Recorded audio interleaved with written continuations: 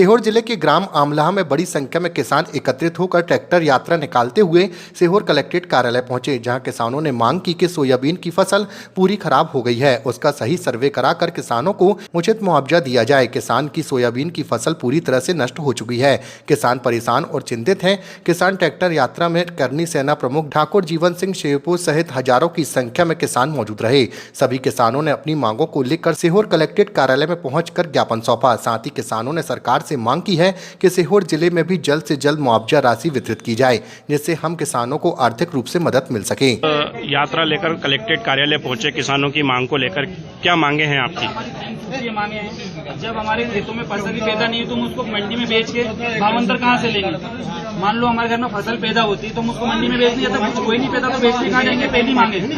दूसरी मांग है कि जो पेस्टिसाइड कंपनी से नुकसान हो रहा है हमारी फसलों का, सरकारी अप्रूवल करती है कंपनियों को, उसके बाद हमारी फसलों का नुकसान होता है, मुआवजा क्यों नहीं मिल रहा है? आस्था क्षेत्र में लगभग 50% फसल इस बार पेस्टिसाइड कंपनियों के कारण बर्बाद हो गई। वहाँ पे लीवा पोल्टी चलती है कई महीनों, उसके बाद में किसानों को वहाँ पे बिल्कुल भी राशि उपलब्ध नहीं कर गई। और तीसरा है कि खाद बीज की कालाबाजारी हो रही है, सोसाइटी में हमें खाद बीज नहीं मिल पा रही, काफी लंबी लाइन। उसके बाद भी प्राइवेट दुकानों पर आप जाओगे तो आपको एक बोरी मांगोगे 10 बोरियां देने के लिए तैयार हो उच्च दाम पर। योगी जी, पर जो हमारा अधिकारी की आईडी लगाओ आप, कम रेट पे मिलना चाहिए, वहाँ पे काफी कालाबाजारी हो रही है। वहाँ पे हमें ना तो खाद मिल पा रहा है, ना समय पे बीज की उपलब्धता हो पा रही है। तो हमारी तीनों मांगे हैं और सरकार को 15 दिन का अल्टीमेटम देना। अगर हमारी मांगे नहीं मानी गई तो हम इससे भी बड़ा आंदोलन करेंगे। चेतावनी देने के लिए हमारा ये कोई आंदोलन नहीं है, ये हमारा अधिकार मांगना है। अधिकारी यात्रा थी, अगली बार आंदोलन होगा और ये तो लड़के या जैसे चाहे।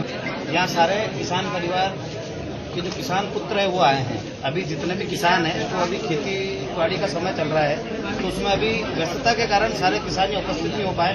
पर किसान पुत्रों ने आज यहाँ पर आकर ये सिद्ध किया है कि उनके पिताजी घर में गाँव में खेती करेंगे तो भी उनका बेटा सड़क पे आके लड़ेगा उनके अधिकारों के लिए। तो जो हमारी मांगे है, प्रथमतः मांग हमारी ये है कि सीहोर जिले को मुआवजे से वंचित कर दिया है, और जिन जिलों में मुआवजे दिए भी हैं वो 1000 से 1500 रुपये प्रति बीघे के हिसाब से दिए। पर हमारी मांग ये है कि कम से कम 11,000 रुपये प्रति बीघे का खर्चा होता है किसान का, यदि वो हकाई जोताई और बीज डालता है और उसको फसल को बड़ा करता है, काटने जैसी जब होती है, तब तक 11,000 रुपये प्रति बीघे का नुकसान हो जाता है, उसका खर्चा लग जाता है उसमें। और जब प्रकृति की मार पड़ती है, जब पेस्टिसाइडों की वजह से खराब हो जाता है या कोई बीमारी की वजह से जब फसल खराब हो जाती है, तो हमारी उम्मीद सरकार होती है कि जो सरकार हमें बार बार वादा करती है कि हम किसानों की सरकार है, हम मजदूरों के लिए लड़ेंगे, किसानों के लिए लड़ेंगे।